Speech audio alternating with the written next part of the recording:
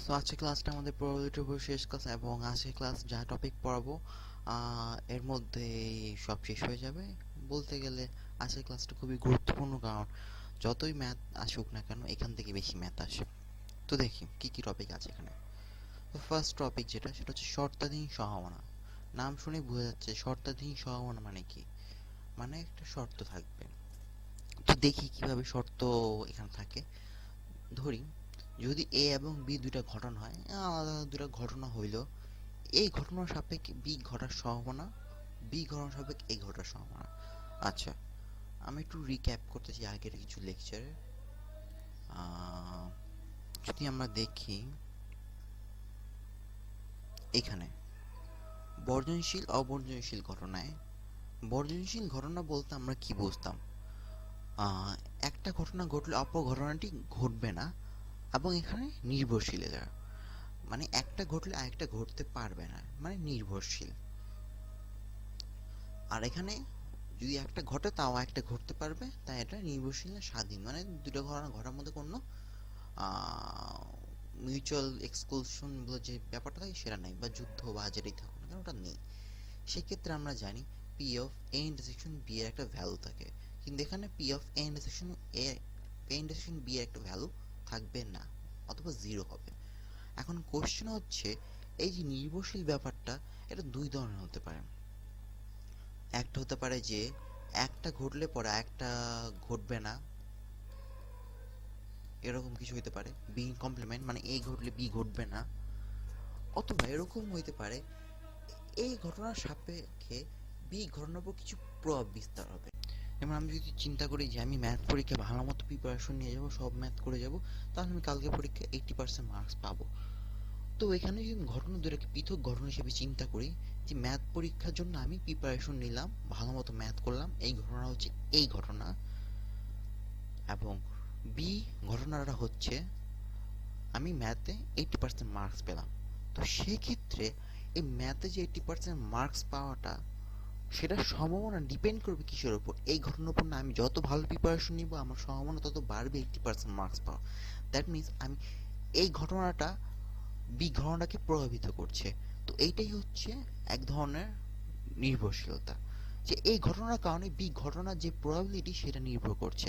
আমি যদি এই ঘটনায় দেখা গেল যে ম্যাথে খুব ভালো প্রিপারেশন নিলাম, তো আমার 80 পাওয়ার প্রবাবিলিটি খুব বেশি হবে। যদি আমি কম প্রিপারেশন নিই, আমার 80 পাওয়ার প্রবাবিলিটি কম হবে। দ্যাট মিনস আমি এই ঘটনার কারণে বি ঘটনা যে প্রবাবিলিটি সংখ্যাটা, সেটা চেঞ্জ হচ্ছে বা ভ্যারাইটিস দেখাচ্ছে। তো এই ক্ষেত্রে আমরা বলতে পারি নির্ভরশীলতা দুই ধরনের হতে পারে। প্রথম নির্ভরশীলতা হচ্ছে একটা ঘটনা ঘটলে আরেকটা ঘটবেই না। আর দ্বিতীয় নির্ভরশীলতা হচ্ছে একটা ঘটনা ঘটলে আরেকটার উপর প্রভাব বিস্তার করবে। এটা হচ্ছে দুইটা ঘটনা। কিন্তু অবর্জনশীল ঘটনা যদি দেখি, অবর্জনশীল ঘটনার ক্ষেত্রে দেখা যায় যে একটা ঘটনার সাথে অন্য পরীক্ষণ অন্য ঘটনা ঘটতেও পারে, নাও ঘটতে পারে, কিন্তু একটার উপর একটা কখনো নির্ভরশীল থাকবে না। যেমন আমি বললাম ম্যাথের জন্য ভালো প্রিপারেশন নিলে আমি ম্যাথে 80% মার্কস পাওয়ার প্রবাবিলিটি বাড়বে। এরকম এদের মধ্যে সিমিলারিটিস থাকবে না, বা একটা ঘটনার জন্য একটা ঘটনার উপর প্রভাব পড়বে না। আমরা বুঝলাম কি নির্ভরশীলতা দুই ধরনের হতে পারে। একটা হচ্ছে একটা ঘটনা ঘটলে আরেকটা ঘটবেই না, আরেকটা হচ্ছে একটা ঘটনা ঘটলে পরে আরেকটার উপর প্রভাব বিস্তার করবে। তো আমরা এখন লেকচারে যাই।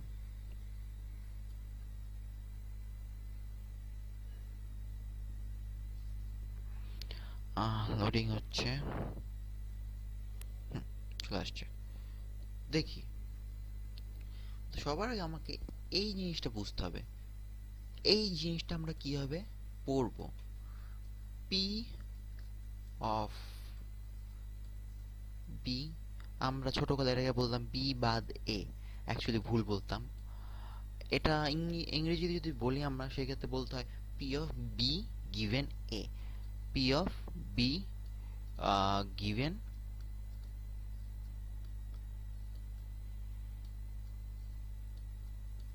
পি অফ বি গিভেন এ।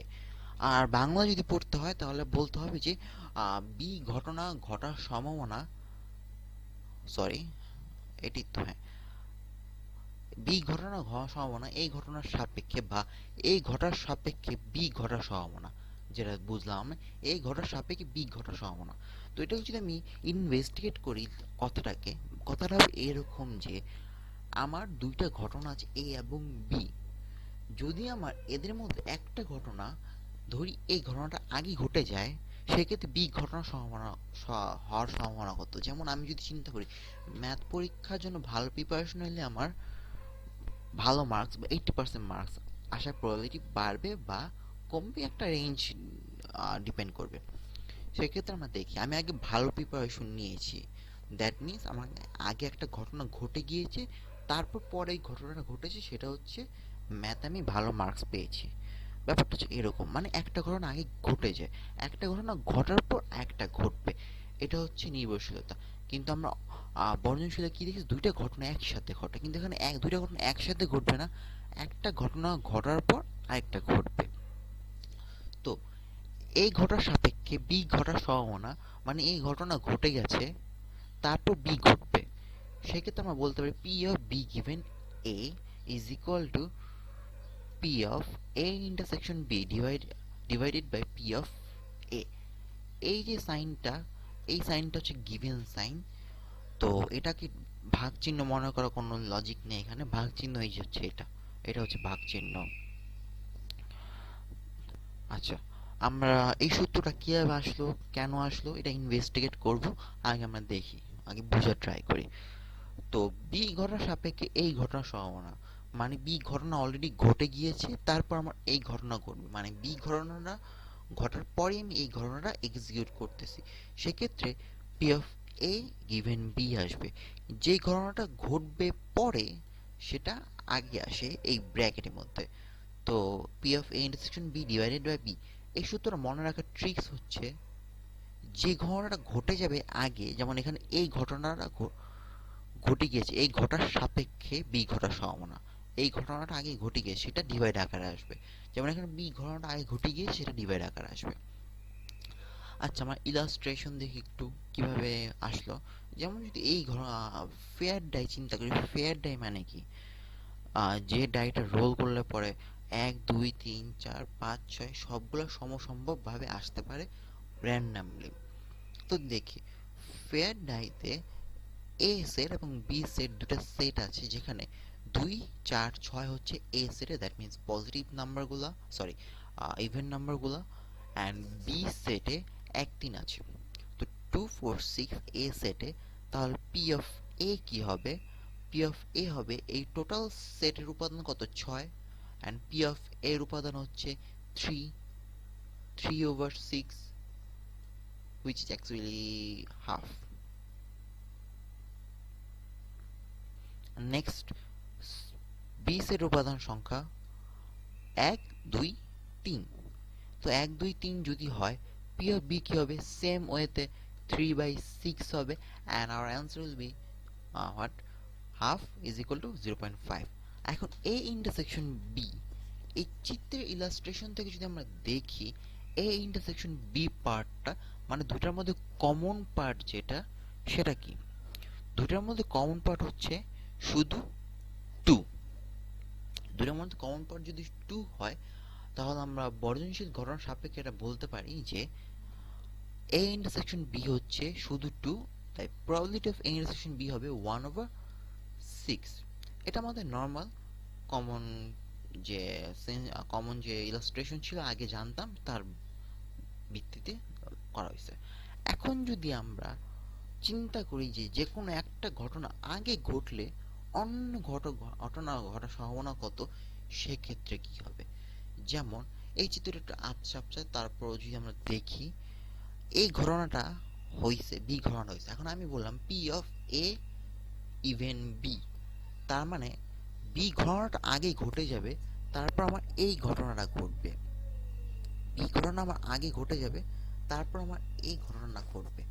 যদি আমরা দেখি বি ঘটনায় কি কি সেট, কি কি উপাদান আছে, 2 1 3, এই 2 1 3 নাম্বারগুলোর কাজ আমার আগে শেষ হয়ে যাবে। যদি আমার 2 1 3 নাম্বারগুলোর কাজ আগে শেষ হয়ে যায়, তো এই চিত্র থেকে বাকি কি থাকে, এই ঘটনাটা বাকি থাকে, যেহেতু বি ঘটনাটা আমার শেষ হয়ে গিয়েছে, তো এই ঘটনাটা বাকি থাকলে আমার এই পোর্শনটা বাকি থাকে, এই পোর্শন বাকি থাকা মানে কি এ সেটের উপাদান সংখ্যা তখন কত হয়ে যায় 6 এবং 4, তার মানে উপাদান সংখ্যা হচ্ছে 2।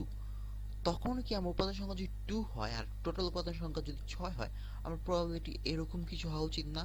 তার মানে 1/3। এখন যদি দেখি প্রবাবিলিটি কি এইটা, হ্যাঁ 1/3। এটা ছিল ফিগার ওয়াইজ কিভাবে বুঝলাম। এখন যদি ম্যাথমেটিক্যালি চিন্তা করি, আমরা জানি P of A given B হচ্ছে P of A intersection B over P of B. P of A intersection B এর ভ্যালু আমরা জানি কত 1/6, অ্যান্ড পি অফ বি এর ভ্যালু আমরা জানি 0.5।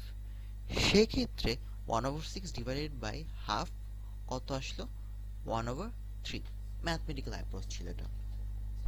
তার মানে একটা ঘটনা ঘটার সাপেক্ষে আরেকটা ঘটনা ঘটার যে ওয়েটা অ্যাপ্রোচটা আমরা বুঝতে পারলাম এবং এটা বের করতে পারবো।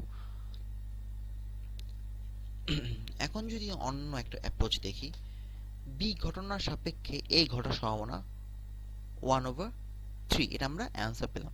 সেক্ষেত্রে আমার পি রিকুইজিট কি ছিল বা কি আগে থেকে একটা শর্ত ছিল যে আমার এ তখনই ঘটবে যখন বি ঘটবে। তার মানে আমি এখানে দেখলাম বি ঘটনা ঘটার কারণে এই পোর্শনটা চলে আসলো, তখন আমার পি রিকুইজিট মেনে 1/3 চলে আসলো আনসার। এখন যদি কেবল আমাকে এরকম ভাবে না বলে অন্যভাবে বলে, সেম ওয়েতে কেবলমাত্র এই ঘটার সম্ভাবনা, কেবলমাত্র এই ঘটার সম্ভাবনা মানে বি ঘটবেই না। যদি এরকম ভাবে চিত্রটা আমি দেখি, এই দুইটা চিত্রের মধ্যে শুধুমাত্র এ ঘটতে হবে, তার মানে বি ঘটবে না, বি সেটের কিছুই বিলং করবে না, শুধু এ ঘটবে।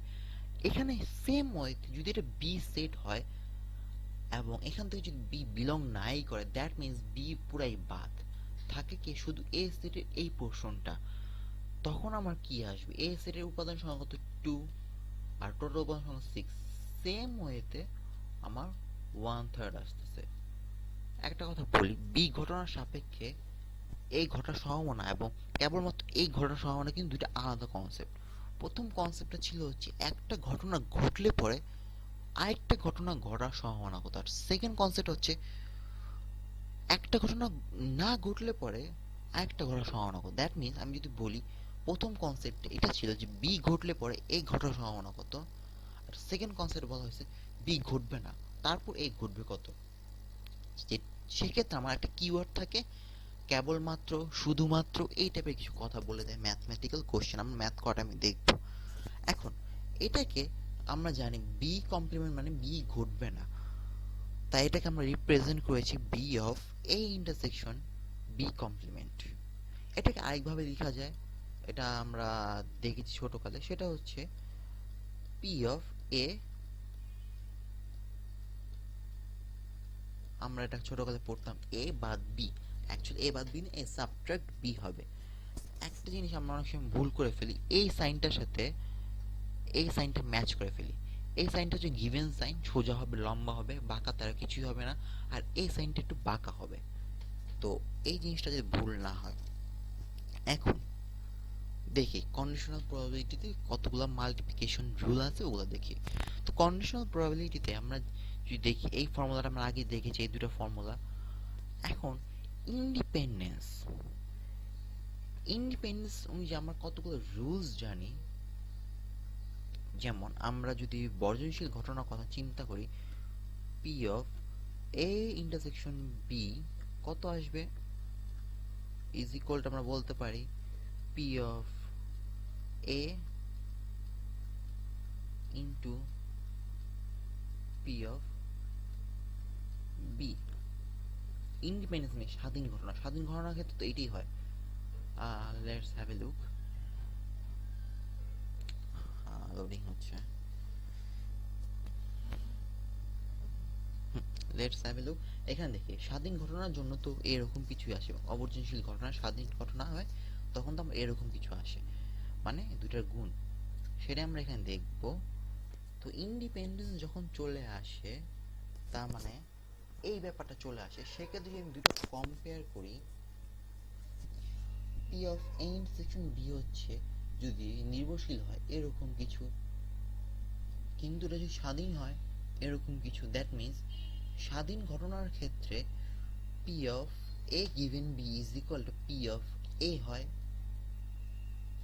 অ্যান্ড একইভাবে P of B given A is equal to P of B হয়।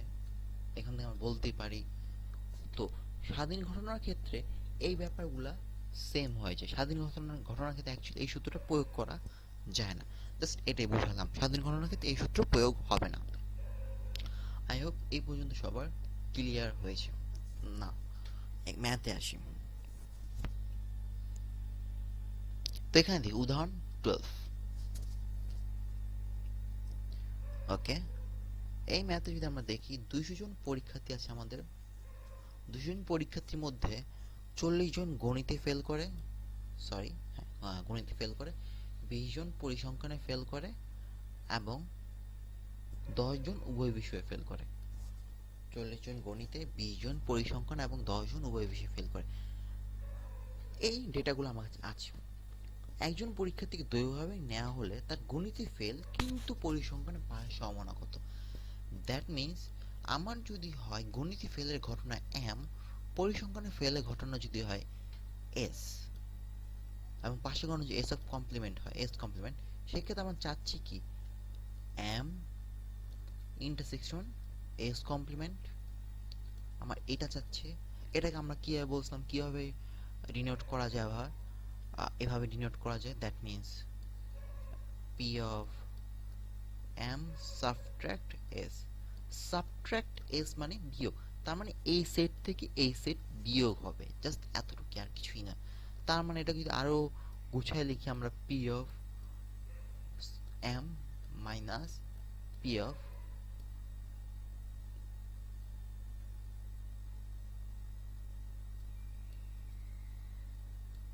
সরি ভুল লিখছি, আচ্ছা এই জিনিসটা এভাবে লেখা যায়, এম ইন্টারসেকশন এস, এভাবে লেখা যায়। তো ব্যাপারটা আমি দেখি একটু। ফার্স্টে বলছিল যে গণিতে ফেল কিন্তু পরিসংখ্যান পাওয়ার সম্ভাবনা, দ্যাট মিনস এম হচ্ছে গণিতে ফেলের সম্ভাবনা, S of F complement, S complement হচ্ছে পরিসংখ্যান পাওয়ার সম্ভাবনা। সেটাকে আমরা যদি লিখি ইন্টারসেকশন দিয়ে, এখানে ইন্টারসেকশন হবে না, সরি, সেটাকে এভাবে লিখতে পারি। আমরা আগে জেনেছিলাম এই যে এই চিত্রতে, তো বি ঘটলে পরে বি না ঘটলে পরে এই ঘটনার সম্ভাবনা এরকম কিছু হবে। দ্যাট মিনস আমার এম আর এস সেটের থেকে এসটা বাদ হয়ে যাবে। ওকে, বাদ হয়ে গেলে এখানে দেখি আবার এটা বুঝায় অ্যাকচুয়ালি, এটা হলে পরে এখান থেকে অ্যাকচুয়ালি এই সেট থেকে কি বাদ গেল? যদি আমার এই জিনিসটা হয়, বি ঘটনাটা যদি নাই ঘটে, এই সেট থেকে কি বাদ যায়? এই সেট থেকে জাস্ট ইন্টারসেকশন পার্টটা বাদ যায় না? এই সেট থেকে আমাদের ইন্টারসেকশন পার্টটা বাদ যায়। তো ইন্টারসেকশন পার্ট বাদ যাওয়ার মানে কি? পি অফ এম থেকে ইন্টারসেকশন পার্টটা বাদ যাবে, এটাই তো বুঝায়। একটা ঘটনা, কেবলমাত্র একটা ঘটনা ঘটার ক্ষেত্রে এটাই তো বুঝায়। আমি আবার ক্লিয়ার করে দিচ্ছি, যদি বলে যে দুইটা ঘটনা দেওয়া আছে, একটা ঘটনা না ঘটার সাপেক্ষে বা একটা ঘটনা ঘটবেই না বা শুধুমাত্র একটা ঘটনা ঘটবে, সেক্ষেত্রে প্রবাবিলিটি কত হবে? সেক্ষেত্রে আমরা জানি শুধুমাত্র একটা ঘটনা, আমরা কেবলমাত্র এই ঘটনা ঘটার ক্ষেত্রে P of A intersection B complement আসবে। তার মানে এই ঘটনা ঘটবে কিন্তু বি ঘটবে না। এটাকে আবার রিপ্রেজেন্ট করা যায় এভাবে, এম অফ এম বাদ সি বা এম সাবট্রাক্ট সি, মানে এম থেকে এসটা বাদ যাবে। এম থেকে এস বাদ যাওয়া মানে কি? এটা যদি এ, এ থেকে আমার বিটা বাদ যাচ্ছে, বিটা বাদ যাওয়া মানে অ্যাকচুয়ালি কি বাদ যাচ্ছে? ইন্টারসেকশন পার্টটা বাদ যাচ্ছে।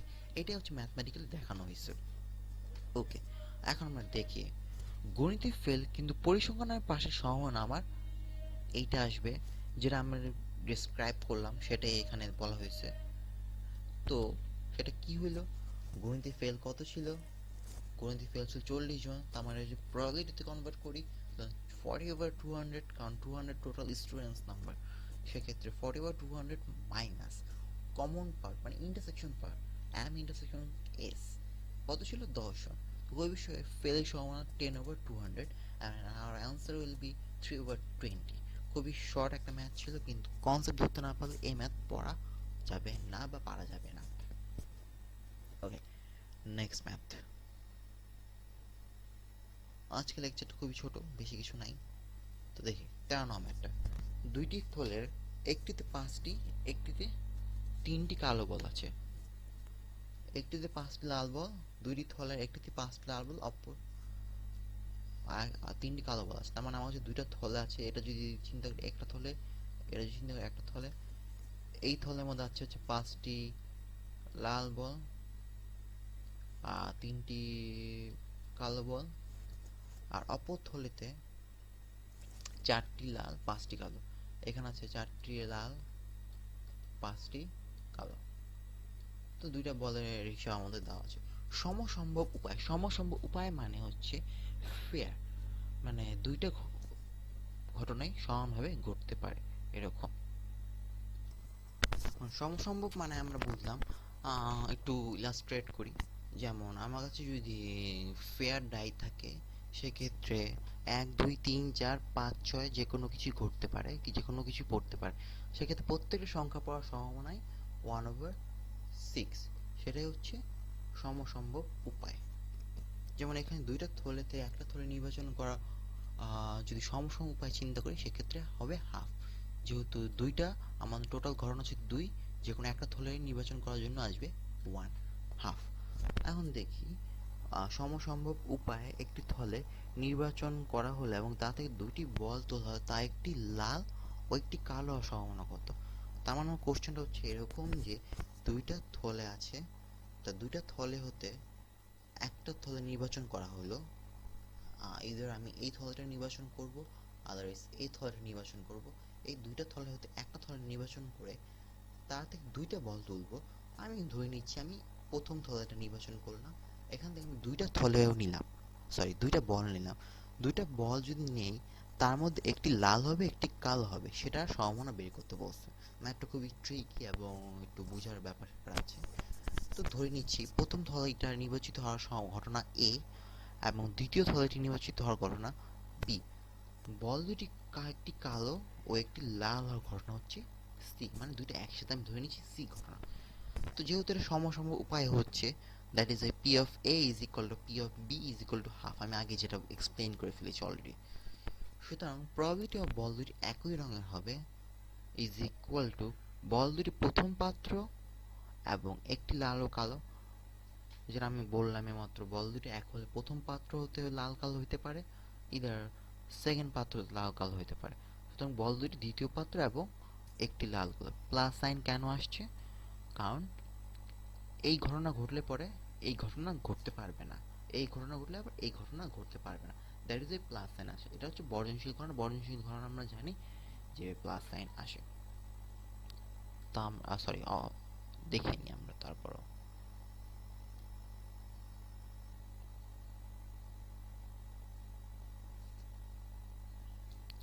লোডিং আসে। তো বর্জনশীল ঘটনা আমরা জানি শুধু প্লাস সাইন আসে, এদের মধ্যে ইন্টারসেকশন পার্ট নেই, যদি না রেয়ার কেসে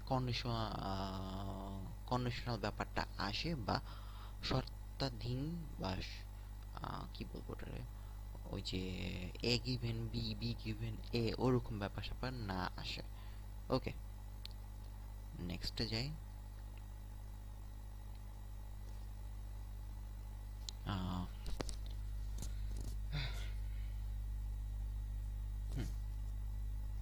তো এখানে এখন বল দুটি প্রথম পাত্র থেকে হবে এবং একটি লাল ও কালো, বল দুটি দ্বিতীয় পাত্র হতে হবে একটি লাল ও কালো। এটা কি হয় বলতে পারি, পি অফ সি কেন আসছে, কারণ আমরা ধরে নিয়েছি এটা পি অফ সি হবে। তো বল দুটি প্রথম পাত্র এবং লাল ও কালো, যেহেতু আমরা বলেছি যে কমন পার্ট থাকলে ইন্টারসেকশন আসে, তো ব্যাপারটা যদি আমরা এভাবে দেখি, বল দুটো প্রথম পাত্র এবং লাল ও কালো হবে, সেক্ষেত্রে আমরা বলতে পারি যে A intersection C, otherwise B intersection C. Intersection কেন আসলো? এদের মধ্যে কমন আছে। যদি আমি এভাবে চিন্তা করি,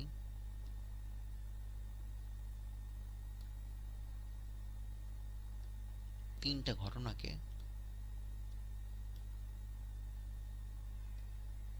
এইভাবে চিন্তা করি, তো কি দেখা যায়? যদি লাল কালো, যদি এগুলো লাল কালো বলের পোর্শন হয়, লাল কালো বলের পোর্শন হয়, বলের বলগুলো যদি প্রথম পাত্র থেকে হয়, আমার নিতে হবে এই পোর্শনটা। যদি দ্বিতীয় পাত্র থেকে আমার নিতে হয় এই পোর্শনটা। এবং এই পোর্শনটা অ্যাকচুয়ালি কি, এটা যদি এ পাত্র হয়, এটা যদি হয় বি পাত্র, সেক্ষেত্রে এই পোর্শনটা কি হবে না এরকম যে এ ইন্টারসেকশন সি এবং এই পোর্শনটা হবে বি ইন্টারসেকশন সি, সেটাই আমি এখানে লিখেছি। তো এ ইন্টারসেকশন সি এবং বি ইন্টারসেকশন সি। তো এখন যদি দেখি আমরা ব্যাপারটা, আমরা যদি প্রথম পাত্র থেকে বল দুইটা নেই, সেক্ষেত্রে প্রবাবিলিটিটা একরকম হবে। দ্বিতীয় পাত্র থেকে বল দুইটা নেই, সেক্ষেত্রে প্রবাবিলিটিটা অন্যরকম হবে। তো এখানে একটা শর্ত চলে আসতেছে না প্রবাবিলিটির মধ্যে? পাত্রের কারণে আমার একটা শর্ত চলে আসছে যে কোন পাত্র থেকে নিলে প্রবাবিলিটি কিরকম হবে। তো একটা নির্ভরশীলতা ডিপেন্ড করতেছে। যেমন আমি বলেছিলাম যে আমি যদি পরীক্ষায় ভালো প্রিপারেশন নেই, 80 পাওয়ার পসিবিলিটিস বাড়বে, যদি খারাপ প্রিপারেশন নেই পসিবিলিটিস কমবে। ঠিক তেমনি আমি যদি এ পাত্র থেকে বল নেই, আমার প্রবাবিলিটি এক ধরনের থাকবে।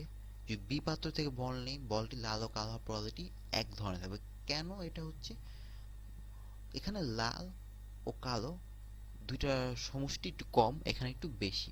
যেহেতু তো এখানে পরিমাণ বেশি, এখানে প্রবাবিলিটি বেশি হবে, এটা স্বাভাবিক ব্যাপার। তো দেখি এটা কিভাবে করবো। যেহেতু এখানে শর্তাধীন বা কন্ডিশনাল প্রবাবিলিটি চলে এসেছে, তো আমরা বলতে পারি P of A intersection C যেটা, সেটাকে আমরা লিখতে পারি P of A into P of C given A. সূত্র কোথায় পেলাম? সূত্র আমরা আগে জানি, ইন্টারসেকশনের ফর্মুলা, মাল্টিপ্লিকেশন রুল, এটা আমরা আগেই জানি। অ্যাকচুয়ালি এই ফর্মুলাটা এখান থেকে আসছে, জাস্ট আমরা একটু সাইড চেঞ্জ করে নিয়েছি, আর কিছুই না। তো P of A not P of C given A. তো আমরা বুঝলাম কি হবে, এখানে সি গিভেন এ হবে। এরকমও তো হতে পারো P of C into P of A given C হইতে পারতো P of C into P of A given C, এরকম হইতে পারতো। যেহেতু আমরা জানি এখান থেকে এটা দুই ধরনের আউটপুট আসতে পারে। এখন বুঝলাম কি হবে। ফার্স্ট অফ অল বুঝলাম হচ্ছে এইভাবে, আমার ফার্স্টে আমরা যখন ফাংশন পড়ি, তখন আমার ফাংশন পড়া ইনার ফাংশন আউটার ফাংশন নামে কিছু একটা পড়তাম। তো সেই ক্ষেত্রে আমাকে আগে দেখতে হবে আউটার ফাংশনটা কি, মানে কোন পাত্র থেকে চুজ করা হচ্ছে, দেন আমি বলগুলো নেব। তো পাত্রটাকে, আউটার ফাংশনটাকে প্রথম পাত্র, তার মানে এ পাত্র, দ্যাট ইজ ওয়াই আমি আগে প্রবাবিলিটি নিয়েছি পি অফ এ এর। আর যদি এখানে পি অফ এ নিয়ে নেই, সেক্ষেত্রে আমাকে অবশ্যই এটা লিখতে হবে P of C given A, সূত্র অনুযায়ী। একইভাবে যদি আমি সেকেন্ডটা চিন্তা করি পি অফ বি, অবভিয়াসলি এটা নিতে হবে P of C given B. এখন এই পজিটিভ সাইনটা কেন আসছে বা প্লাস সাইনটা কেন আসছে? একইভাবে বর্ণনশীল ঘটনা, যদি আমি এ পাত্র থেকে বল নেই, কোনোভাবে কি বি পাত্র থেকে বল নিতে পারবো? অবশ্যই না, তাই এখানে প্লাস সাইন আসছে। এখন দেখি পি অফ এ এর ভ্যালু আমরা আগের থেকে জানি হাফ। এখন P of C given A, C given A কি? P of C given A হচ্ছে পাত্রটি এ চুজ করার সাপেক্ষে, বা পাত্রটি যদি এ চুজ করি বা এই ঘটনা ঘটার সাপেক্ষে সি হওয়ার সম্ভাবনা। সি হওয়াটা কি? সিটা হচ্ছে একটি লাল হবে একটি কালো হবে। এখন প্রথম পাত্র হতে একটি লাল ও কালো কি হইতে পারে? প্রথম পাত্র টোটাল বল কয়টা?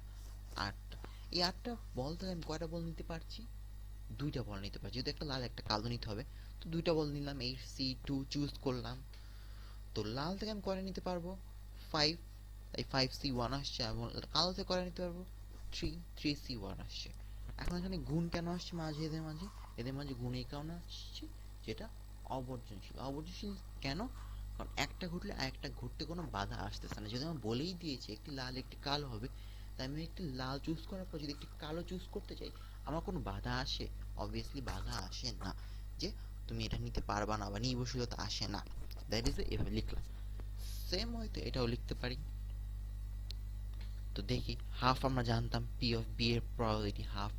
এখন যদি বলটি বি পাত্র থেকে আমি চুজ করি, বল দুইটি বি পাত্রে লাল নিতে হবে 4টি বল থেকে, তো 4C1, কালো বল আছে 5টি 5C1, এবং টোটাল বল আছে 9টি থেকে আমি 2টা বল নিতে পারি 9C2। তো আমার অ্যান্সার উইল বি 275/504। সো আমাদের এই ম্যাথটাও শেষ। ওকে, নেক্সট ম্যাথটা খুবই সহজ। তো একজন কলেজের একাদশ শ্রেণী 80 জন ছাত্রের মধ্যে, আমাদের ছাত্র সংখ্যা হচ্ছে 80 জন, তার মধ্যে 20 জন ফুটবল খেলে, 25 জন ক্রিকেট খেলে এবং 10 জন ফুটবল এবং ক্রিকেট খেলে, মানে উভয়ই খেলে। তাদের মধ্যে একজনকে দৈবভাবে নির্বাচিত করানো হলো। যদি ছেলেটি ফুটবল খেলে তবে তার ক্রিকেট খেলার সম্ভাবনা কত? ব্যাপারটা কি এরকম না? যদি ফুটবল খেলার ঘটনাটা আগেই ঘটে তাহলে তার ক্রিকেট খেলার সম্ভাবনা কত?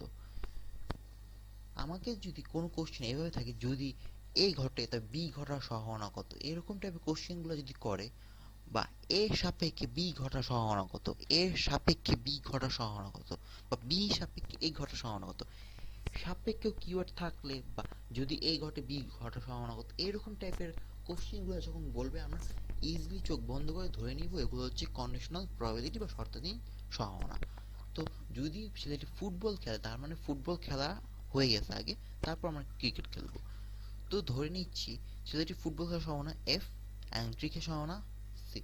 এফ এর প্রবাবিলিটি হবে 20/80 সব দুই, and F P of C হবে 25/80, অ্যান্ড ইন্টারসেকশন পার্টটা 1/8 আছে, আমরা বুঝতে পেরেছি এই ব্যাপারটা। এখন ছেলেটি ফুটবল খেললে ক্রিকেট খেলার সম্ভাবনা কত? ক্রিকেট খেলার সম্ভাবনা মানে কি হবে? P of C given F, and এখানে কি আসবে? সূত্র অনুযায়ী ভ্যালু বসাই দিব, and answer will be here. একইভাবে ছেলেটি ক্রিকেট খেলে ফুটবল খেলার সম্ভাবনা কত? Same procedure, same math, just সূত্রটা একটু এক্সচেঞ্জ হয়েছে, আর কিছুই না। সো এটা অনেক সহজ একটা ম্যাথ ছিল, এই ম্যাথটা সবাই পারবো I hope. Last but not the least, ও আরো ম্যাথ আছে, 15 পরে 16, 17। আচ্ছা, তো 15 নম্বরটা দেখি। একটা পরীক্ষায় 30% ছাত্র গণিতে, 20% ছাত্র রসায়নে, 10% ছাত্র উভয় বিষয়ে ফেল করে। 30% ছাত্র গণিতে, 20% ছাত্র রসায়নে। আচ্ছা, আমি একটু ভেন চিত্র একটু প্লট করে নিই, তাহলে আমাদের ইজি হবে। তো এটা যদি আমি চিন্তা করি, 30% হচ্ছে গণিতে ফেল করছে, তার মানে এটা যদি এম সেট হয়, এটা যদি সি সেট হয়, তার মানে এই পোর্শনটা কি হবে? ইন্টারসেকশন সি, অবভিয়াসলি না। তো উভয় বিষয় ফেল 10%, দ্বৈতভাবে একজন ছাত্র নির্বাচন করলে ছাত্রটি গণিতে ফেল করার সম্ভাবনা কত যখন জানা আছে ছাত্রটি রসায়নে ফেল করেছে? দ্যাট মিনস আবার শর্তাধীন প্রবাবিলিটি যে ছাত্রটি যদি রসায়নে ফেল করে গণিতে ফেল করার সম্ভাবনা কত। দেখি কিভাবে হয়। তো দেখি, গণিতে ফেল করার সম্ভাবনা আমরা ধরে নিচ্ছি এম, রসায়নে ফেল করার সম্ভাবনা ধরে নিচ্ছি সি। পি অফ এম 30 ছাত্রটি গণিতে ফেল মানে 30/100, যেহেতু পার্সেন্টেজ বলছে, পার্সেন্টেজ মানে কি 100 মধ্যে ধরা হয়, তো 30/100 মানে 0.3। পি অফ সি আসবে 20% মানে 0.2, অ্যান্ড 10% এখানে মানে 0.1। এখন গণিতে ফেল জানা আছে, এই জানা আছে কিওয়ার্ড থাকলে আমাদের এরকম ভাবে লিখতে হবে, যখন জানা আছে ছাত্রটি, কারণ জানা আছে, কেন জানা আছে? যেহেতু এটা আগে ঘটে গেছে তাই তো আমি জানছি, না জানতাম না। তো এটা আমাকে ধরে নিতে হবে শর্তাধীন প্রবাবিলিটি, যখন জানা আছে ছাত্রটি রসায়নে ফেল করেছে মানে আগের থেকে জানা আছে। এখন গণিতে ফেল করার সম্ভাবনা যখন জানা ছাত্রটি রসায়নে ফেল করেছে, গণিতে এম গিভেন সি হবে, ফর্মুলাতে আমরা অ্যান্সার বসাই দেব, অ্যান্সার চলে আসলো। ছাত্রটি একটি মাত্র বিষয়ে ফেল করার সম্ভাবনা কত? একটি মাত্র বিষয়ে ফেল করার সম্ভাবনা মানে একটা বেশি ফেল করবে না। তো সেক্ষেত্রে যদি আমি আলাদা আলাদা ভাবে দুইটা বিষয় ফেল করার সম্ভাবনা বের করি, সেখান থেকে উভয় বিষয়টা মাইনাস করে দেই, সেক্ষেত্রে আমার একটি বিষয় ফেল বের হয়ে যায়, কারণ উভয় বিষয় ফেল করে দুটি বিষয় ফেল হয়ে যাবে, তাই আমি উভয় বিষয়টা মাইনাস করে দিব। যেমন এখানে করেছি, এটা ছিল ম্যাথে ফেল করার সম্ভাবনা, কেমিস্ট্রিতে ফেল করার সম্ভাবনা, কিন্তু উভয় বিষয় ফেল তো আমার চাই নাই, শুধু একটি মাত্র বিষয় ফেল চাচ্ছে। তো আলাদা আলাদা দুটো বিষয় ফেল আমি যোগ করে দিলে আমার অ্যান্সার হয়ে যাচ্ছে, জাস্ট উভয় বিষয়টা মাইনাস করে দেবো। কিন্তু ছাত্রটি একটি মাত্র বিষয় ফেল করবে, P of M union C will be P of M plus P of C minus P of F intersection C, and calculate করার পর অ্যান্সার আসবে সামথিং লাইক 2/5। সো এই ম্যাথটা আমাদের ইজি ছিল।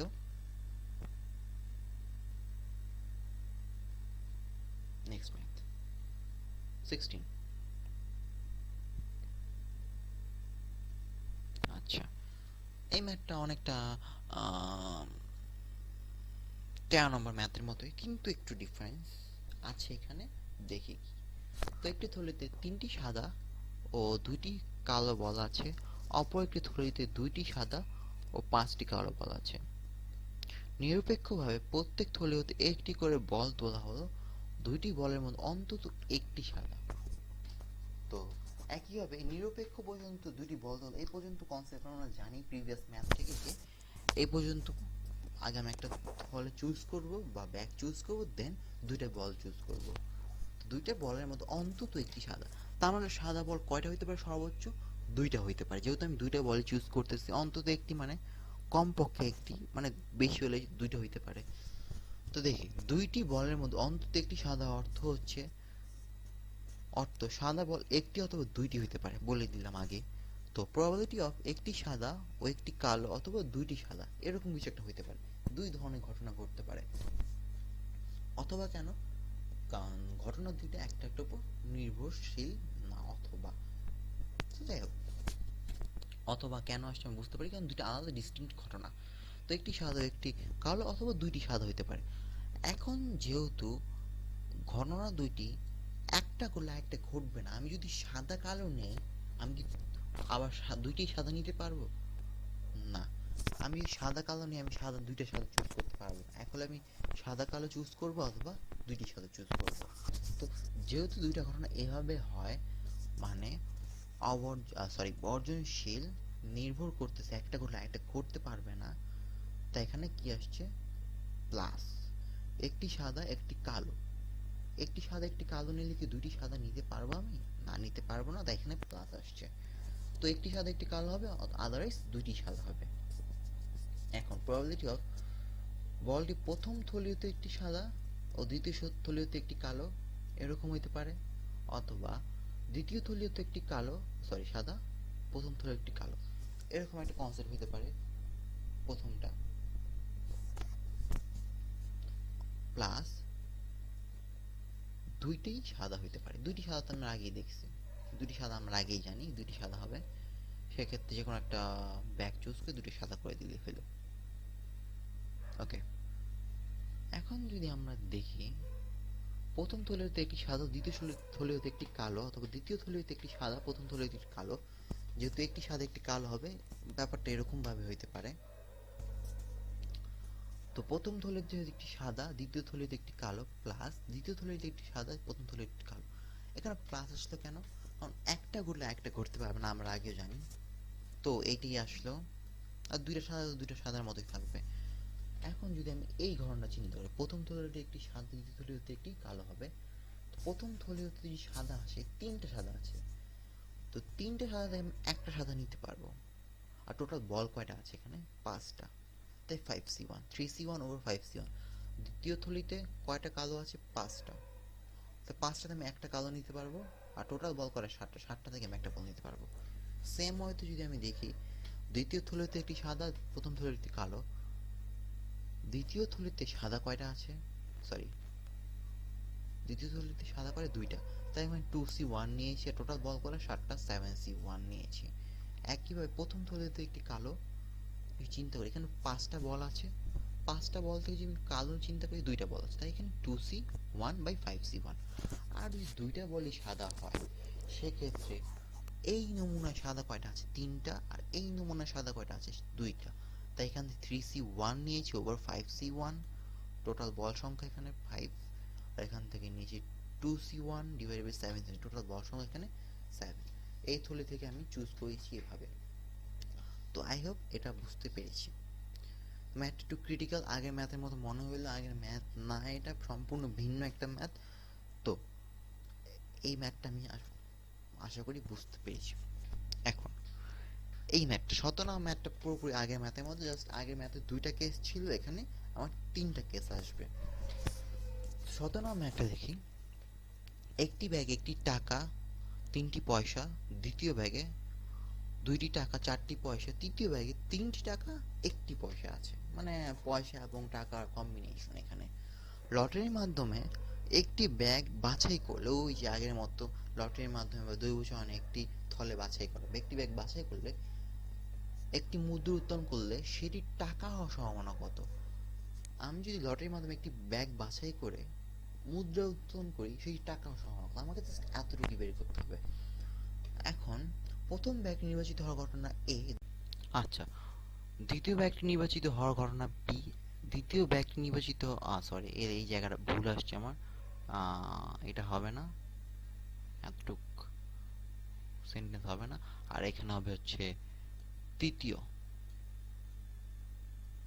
তৃতীয় হবে। তো এই জায়গাটা এখানে একটু ভুল আসছে। প্রথম ব্যাগটি নির্বাচিত হওয়ার ঘটনা এ, দ্বিতীয় ব্যাগটি নির্বাচিত হওয়ার ঘটনা বি, এবং তৃতীয় ব্যাগটি নির্বাচিত হওয়ার ঘটনা হচ্ছে সি। মুদ্রাটির টাকা হওয়ার সম্ভাবনা হচ্ছে টি। তো যেহেতু এটা সমসম্ভব উপায় হবে, তাই P of A, P of B, P of C bag নির্বাচন করা ঘটনা হবে 1/3। এখন মুদ্রাটির টাকা হবে, মুদ্রাটির যদি টাকা হয়, মুদ্রাটি প্রথম ব্যাগ হতে এবং টাকা হওয়ার সম্ভাবনা একেবারে আমি বলছিলাম ইন্টারসেকশন কেন আসছে, আগের ম্যাথটা দেখলে আমি ক্লিয়ার হব। মুদ্রাটি দ্বিতীয় ব্যাগ হতে এবং টাকা হওয়ার সম্ভাবনা, মুদ্রাটি তৃতীয় ব্যাগ হতে এবং টাকা হওয়ার সম্ভাবনা কত? তো পি অফ টি, একটা হচ্ছে এ ইন্টারসেকশন বি আসবে, বি ইন্টারসেকশন টি আসবে, সি ইন্টারসেকশন টি আসবে। তো আগে ম্যাথটা থেকে আমরা ইজিলি এটা ইলাস্ট্রেট করতে পারি বা গেস করতে পারি কিভাবে এই ম্যাথগুলো হইল। সো এই ম্যাথ বাকিগুলো আমি ডিসক্রাইব করতেছি না, আই হোপ এগুলো আপনারা বুঝতে পারবেন। তারপর এন্ডে বলে দিই। তো P of T given, T given A কি, টি গিভেন এ হচ্ছে মুদ্রাটির টাকা হওয়ার সম্ভাবনা যখন আমি এ ব্যাগ থেকে চুজ করছি। এই ব্যাগটা কোনটা? প্রথম ব্যাগ। এখানে টাকা কয়টা আছে? একটা, তাই এখানে 1C1 আসছে। টোটাল মুদ্রা কত আছে? 4টা, তাই 4C1 প্লাস একই হবে, সেম হইছে। তো এখানে যদি সেকেন্ড ব্যাগটা চিন্তা করি, বি ব্যাগ, টাকা আছে কয়টা? 2টা, তাই 2C1 আসে। একইভাবে তৃতীয় ব্যাগ 3টা, 3C1 আসছে। সো আই হোপ এই পর্যন্ত সবার ক্লিয়ার হয়েছে। যদি কারো কোনো সমস্যা থাকে আমাকে পরবর্তীতে জানালে ভালো। আদারওয়াইজ যদি প্রবলেম না থাকে, সেক্ষেত্রে আপনারা এক কাজ করতে পারেন, অনুশীলনী ম্যাথগুলো করে দেখতে পারেন যে কোনো ম্যাথে প্রবলেম আছে কি নেই।